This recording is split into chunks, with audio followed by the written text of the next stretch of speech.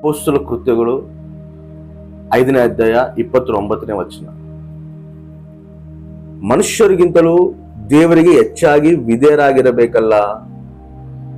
ಇಲ್ಲಿ ಪೇತ್ರ ಯೋಹಾನರು ಏನ್ ಮಾಡ್ತಿದ್ದಾರೆ, ಮನುಷ್ಯರಿಗಿಂತಲೂ ದೇವರಿಗೆ ಹೆಚ್ಚಾಗಿ ನಾವು ವಿಧೇಯರಾಗಿರಬೇಕು ಅಂತ ಹೇಳ್ತಾರೆ. ಇವರು ದೇವರ ರಾಜ್ಯ ಸ್ವಾರ್ಥವನ್ನು ಸಾರ್ತಿರುವಾಗ ಈ ಯೂದ ಮತ ವಿದ್ವೇಷವನ್ನು ಹುಟ್ಟಿಸಿರುವಂತ ಈ ಪ್ರಜೆಗಳು ಏನ್ ಮಾಡ್ತಾರಂದ್ರೆ, ಯೋಹಾನನ ಅದೇ ರೀತಿ ಪೇತ್ರನ ತಗೊಂಡೋಗಿ ಸೆರೆಮನೆಯಲ್ಲಿ ಇಡ್ತಾರೆ. ಇಟ್ಟಾಗ ದೇವದೂತನ ಅವ್ನು ಕರ್ಕೊಂಡ್ಬಂದು ಬಿಡಿಸ್ತಾನೆ. ಮತ್ತೆ ಇವ್ರು ಹೋಗಿ ಸ್ವಾರ್ಥ ಹೇಳ್ತಿದ್ದಾಗ ಈ ರೋಮ ಪ್ರಭುತ್ವ ಅಧಿಕಾರಿಗಳು ಕರ್ಕೊಂಡ್ಬಂದು ಇವ್ರನ್ನ ಪಂಚಾಯತಿಗೆ ಹಾಕ್ತಾರೆ, ಹಾಕಿ ನಿಂದ್ರಿಸ್ತಾರೆ. ಅವ್ರ ಮಾತು ಹೇಳ್ತಾರೆ, ನೀವು ಕ್ರಿಸ್ತನ ಬಗ್ಗೆ ನೀವು ಹೇಳಬಾರ್ದು, ಯೇಸು ಸ್ವಾಮಿ ಬಗ್ಗೆ ನೀವು ಬೋಧಿಸಬಾರ್ದು, ಆತನ ಬಗ್ಗೆ ನೀವು ಮಾತಾಡ್ಲೇಬಾರ್ದು ಅಂತೇಳಿ ಇವ್ರು ಸ್ಟ್ರಿಕ್ಟ್ ಆಗಿ ವಾರ್ನ್ ಮಾಡ್ತಾರೆ. ಅವಾಗ ಈ ಮಾತು ಹೇಳ್ತಾರ ಏನಂತ, ಮನುಷ್ಯರಿಗಿಂತಲೂ ದೇವರಿಗೆ ಹೆಚ್ಚಾಗಿ ವಿಧೇಯರಾಗಿರಬೇಕಲ್ಲ. ನೀವೇನಂತ ಹೇಳ್ತೀರಿ, ಹೇಳ್ಬಾರ್ದು, ಯೇಸು ಸ್ವಾಮಿ ಬಗ್ಗೆ ನೀವು ಬೋಧಿಸಬಾರ್ದು, ದೇವ್ರ ರಾಜ್ಯ ಬಗ್ಗೆ ನೀವು ಪ್ರಜೆಗಳಿಗೆ ಹೇಳಬಾರ್ದು ಅಂತ ನೀವು ಹೇಳ್ತಾ ಇದೀರಿ.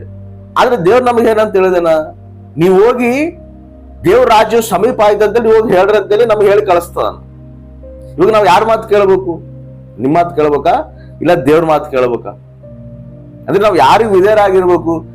ದೇವರಿಗೆ ವಿಧೇಯರಾಗಿರ್ಬೇಕು. ಮನುಷ್ಯರಿಗಿಂತ ದೇವರಿಗೆ ವಿಧೇಯರಾಗಿರ್ಬೇಕಲ್ಲ ಅಂತ ಹೇಳ್ತಾರ. ನಮ್ಮನ್ನು ಕೂಡ ಅನೇಕರು ಏನ್ ಮಾಡ್ತಿರ್ತಾರಂದ್ರೆ ದೇವರಿಗೆ ಅವಿಧೇಯರಾಗಿರ್ಬೇಕಂತೇಳಿ ಲೋಕ ಆಶೆಗಳು ನಮ್ಮಲ್ಲಿ ಹುಟ್ಟಿಸಿ, ಶರೀರ ಆಶೆಗಳು ನಮ್ಮಲ್ಲಿ ಹುಟ್ಟಿಸಿ ಏನಾಗ್ತದೆ ಬಿಡು, ಇದೇನ್ ದೊಡ್ಡ ತಪ್ಪೇನಲ್ಲ, ಯಾರು ಮಾಡಿದ್ರೆ ತಪ್ಪೇನ್ ನಾವೇನ್ ಮಾಡ್ತಿರ್ಲಲ್ಲ, ಅದೇನ್ ದೊಡ್ಡ ತಪ್ಪೇನಲ್ಲ ನಾವು ಮಾಡ್ತಿರೋದು ಅಂತೇಳಿ ನಮ್ಮನ್ನ ಏನ್ ಮಾಡ್ತಾರೆ ಅಂದ್ರೆ ಅವಿಧೇಯರಾಗಿ ನಡ್ಸಕ್ಕೆ ಅಪವಾದಿ ಕುತಂತ್ರಲಿದ್ದ ನಮ್ಮನ್ನು ದೇವರಿಗೆ ಅವಿಧೇಯರಾಗಿ ಮಾಡ್ಬೇಕಂತೇಳಿ ಪ್ರಯತ್ನ ಪಡ್ತಿರ್ತಾರೆ. ಅವಾಗ ನಾವು ಮನುಷ್ಯರಿಗೆ ವಿಧೇಯರಾಗಿರಬಾರದು, ದೇವ್ರ ವಾಕ್ಯಕ್ಕೆ ವಿಧೇಯರಾಗಿರ್ಬೇಕು. ದೇವ್ರ ವಾಕ್ಯ ಏನಂತ ಹೇಳ್ತದೆ, ಕೆಟ್ಟ ಅಭ್ಯಾಸಗಳಿಗೆ ನಾವು ದೂರವಾಗಿರ್ಬೋದು, ಜಾರತ್ವಗೆ ನಾವು ದೂರರಾಗಿರ್ಬೋದು, ಲೋಕ ಸಂಬಂಧವಾದ ವ್ಯವಹಾರಗಳಿಗೆ ನಾವು ದೂರವಾಗಿರ್ಬೋದು. ನಾವು ಯಾರಿಗೆ ವಿಧೇಯರಾಗಿರ್ಬೇಕು? ದೇವರ ಮಾತಿಗೆ ವಿಧೇಯರಾಗಿರ್ಬೇಕು. ಯಾಕಂದ್ರೆ ಫಸ್ಟ್ ನಮ್ಮನ್ನ ಆ ಲೋಕ ಕಡೆ ಎಳೆದು ಯಾವ್ದಂದ್ರೆ ನಮ್ಮ ಶರೀರನೇ. ನಮ್ಮ ಶರೀರನೇ ನಮ್ಮನ್ನ ಲೋಕ ಕಡೆ ಎಳೆದು ಲೋಕ ಆಕರ್ಷಣೆಗಳಿಗೆ ಒಳಗಾಗ ಮಾಡೋದು ನಮ್ಮ ಶರೀರ. ಫಸ್ಟ್ ನಮ್ಮ ಶರೀರ ನಾವು ಜಯಿಸ್ಬೇಕು. ನಮ್ಮ ಶರೀರ ನಾವು ಜಯಿಸ್ತೀವಿ ಅಂದ್ರೆ ಲೋಕ ನಾವು ಜಯಿಸ್ತೀವಿ. ಆಮೇನ್, ಹಲ್ಲೆಲೂಯಾ. ಶರೀರ ನಾವು ಜಯಿಸ್ಬೇಕು. ಅದಕ್ಕೆ ಯೇಸು ಸ್ವಾಮಿ ಕೂಡ ತನ್ನ ಪರಿಚರ್ಯ ಸ್ಟಾರ್ಟ್ ಮಾಡ್ಬೇಕು ಅನ್ನೋ ಒಂದು ಸಮಯದಲ್ಲಿ ಯೇಸು ಸ್ವಾಮಿ ಏನ್ ಮಾಡ್ತಾನಂದ್ರೆ 40 ದಿನ ಉಪವಾಸ ಇರ್ತಾನ, ತನ್ನ ಶರೀರನ ಜಯಿಸ್ತಾನ. 40 ದಿನ ಎಷ್ಟು ಶೋಧನೆ ಬರ್ತಾವ, ಎಲ್ಲ ಶರೀರ ಸಂಬಂಧವಾದ ಶೋಧನೆಗಳೇ ಬರ್ತಾವ, ಎಲ್ಲ ಶೋಧನೆ ಜಯಿಸ್ತಾನ. ಆ ಒಂದು ಶರೀರ ಜಯಿಸಿ ಆ ಶೋಧನೆ ಜಯಿಸಿದಾಗ ಲೋಕವನ್ನು ಜಯಿಸ್ತಾನ. ಆಮೇನ್, ಹಲ್ಲೆಲೂಯಾ. ಗೆಸ್ತಮನೆ ತೋಟದಲ್ಲಿ ಕೂಡ ಭಯಂಕರವಾದ ಶೋಧನೆ ಬರ್ತದೆ.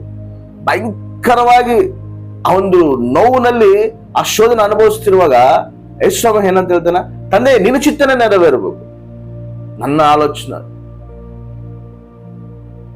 ನಿನ್ನ ಆಲೋಚನೆಗಳೇ ನೆರವೇರು, ನಿನ್ನ ಒಂದು ಉದ್ದೇಶವೇ ನೆರವೇರ್ಬೇಕಂತೇಳಿ ಯೇಸು ಸ್ವಾಮಿ ದೇವರ ಮಾತಿಗೆ, ತಂದೆ ಮಾತಿಗೆ ವಿಧೇಯನಾಗ್ತಾನ, ಲೋಕವನ್ನು ಜಯಿಸ್ತಾನೆ. ಅದೇ ರೀತಿಯಲ್ಲಿ ನಮ್ಮ ಒಂದು ಕುಟುಂಬದಲ್ಲಾಗ್ಲಿ, ನಾವು ಮಾಡ್ತಿರೋ ಪರಿಚರ್ಯ ಆಗ್ಲಿ, ನಾವು ಮಾಡ್ತಿರೋ ಕೆಲಸ ಆಗ್ಲಿ, ನಾವು ದೇವರ ಮಾತಿಗೆ ವಿಧೇಯರಾಗಿ ನಡುವಂತವರಾಗಿರ್ಬೋದು. ದೇವರ ಉದ್ದೇಶಗಳಿಗೆ ನಾವು ವಿಧೇಯರಾಗಿರುವಂತವರಾಗಿರ್ಬೋದು. ಅರ್ಥ ಆಯ್ತಾ? ನಾವು ಸಾರುವಂತ ಸ್ವಾರ್ಥ ಕೂಡ ದೇವರಿಗೆ ಮೆಚ್ಚುಗೆ ಆಗಿರ್ಬೇಕು.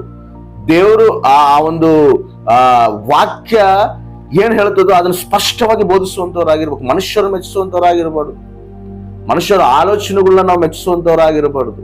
ಆ ಮನುಷ್ಯರು ಆ ಒಂದು ಮೆಚ್ತಾರಂತೇಳಿ ಅವರು ಮೆಚ್ಚುವಂತ ಬೋಧನೆ ನಾವು ಮಾಡುವಂತವರಾಗಿರ್ಬಾರ್ದು. ದೇವ್ರು ಏನಂತ ಹೇಳಿದಾನೆ ಅದು ಸ್ಪಷ್ಟವಾಗಿ ತಗೊಂಡ್ಬಂದು ವಿವರಿಸ್ಬೇಕು, ಬೋಧಿಸ್ಬೇಕು, ದೇವ್ರು ಮೆಚ್ಚಿಸ್ಬೇಕು. ದೇವರ ಆಲೋಚನೆಗಳನ್ನ ನಾವು ಕೇಳಿ ವಿಧೇಯರಾಗಿ ನಡ್ಕೊಳ್ಳುವಂತವ್ರಾಗಿರ್ಬೇಕು. ಅರ್ಥಾಯ್ತು? ನಾವು ಯಾವ ರೀತಿಯಾಗಿ ನಾವು ನಡೀತಿದೀವಿ ಒಂದ್ಸರಿ ನಾವು ಪರಿಶೀಲನೆ ಮಾಡ್ಬೋದು. ಮನುಷ್ಯರ ಮಾತಿಗೆ ನಾವು ವಿಧೇಯತೆ ತೋರಿಸ್ತಿದೀವ, ಇಲ್ಲ ದೇವ್ರ ಮಾತಿಗೆ ನಾವು ವಿಧೇಯತೆ ತೋರಿಸ್ತೀವಿ, ದೇವರ ಆಲೋಚನೆಗಳಿಗೆ ನಾವು ವಿಧೇಯತೆ ತೋರಿಸ್ತೀವಿ. ಇಲ್ಲ ನನ್ನೊಂದು ಶರೀರ ಏನ್ ಹೇಳ್ತೈತೆ ಅದ್ರ ಪ್ರಕಾರ ನಾನು ನಡೀತಿದ್ದೀನ, ಇಲ್ಲ ಆತ್ಮ ನನ್ನೊಳಗೆ ಏನ್ ಹೇಳುತ್ತೆ, ದೇವರ ಆತ್ಮ ನನಗೆ ಏನು ಹೇಳ್ತದನು, ಆತ್ಮಗೆ ನಾನು ವಿಧೇಯನಾಗಿ ನಡೀತೀನಿ. ಆತ್ಮಗೆ ಶರೀರಗೆ ವೈರವೈತ ಅಂತೇಳಿ ವಾಕ್ಯ ಹೇಳುತ್ತದೆ. ನಾವು ಆತ್ಮಗೆ ವಿಧೇಯರಾಗಿರ್ಬೇಕು. ಆತ್ಮಗ ವಿಧೇಯರಾಗಿ ನಾವು ನಡೆದಾಗ ಅಪವಾದಿ ಏನ್ ಮಾಡ್ತಾನೆ ಅಂದ್ರೆ ನಾವು ಬಿಟ್ಟು ಓಡೋಗ್ತಾನೆ. ವಾಕ್ಯ ಹೇಳುತ್ತದೆ, ನೀನ್ ದೇವ್ರ ವಿಧೇಯನಾಗು, ಸಾತಾನು ನಿನ್ನ ಬಿಟ್ಟು ಓಡಿ ಹೋಗ್ತಾನ ಅಂತ ಹೇಳಿ ವಾಕ್ಯ ಹೇಳುತ್ತದೆ. ನಾವು ಅವನ ಹತ್ರ ಯುದ್ಧ ಮಾಡೋದಲ್ಲ, ದೇವರಿಗೆ ವಿಧೇಯರಾದ್ರೆ ಅವನ ನಮ್ ಬಿಟ್ಟು ಓಡೋಗ್ತಾನಂತ. ಯುದ್ಧ ದೇವ್ರು ಮಾಡ್ತಾನ.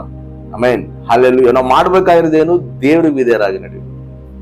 ದೇವ್ರ ವಿಧೇಯರಾಗಿ ನಡೆದೀವಿ ಅಂದ್ರೆ ಸಮಸ್ತ ದೇವರು ತಗೊಂಬಂದ್ ನಮ್ ಕಾಲ್ ಮುಂದೆ ಆಗ್ತಾನೆ.